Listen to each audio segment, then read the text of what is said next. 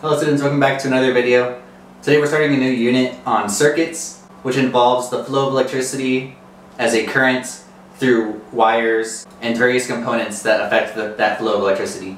We'll learn more about circuits later this unit, but today we're going to focus on the difference between a conductor and an insulator. So depending on the chemical composition of a particular substance, how well electricity flows through different materials can vary. Substances that allow current to freely flow through it, in other words, they allow electrons to move around through it, are called conductors. Okay, so here's my definition for a conductor. It's a substance that allows the flow of current. On the other hand, a substance that is very resistant to current flowing through it is called an insulator. Okay, so now I've written out my definition for both conductor and insulator.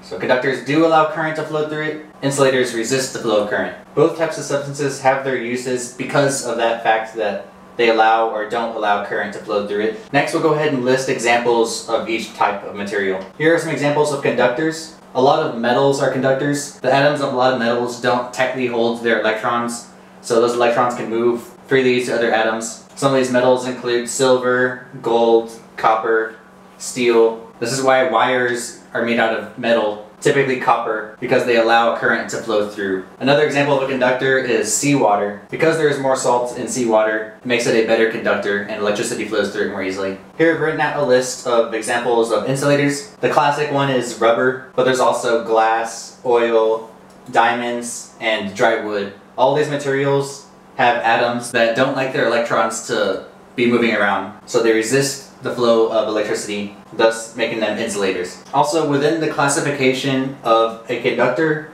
there are also some sub-classifications, one being called a superconductor and the other being called a semiconductor. Okay, here I've written out my definitions for superconductors and semiconductors.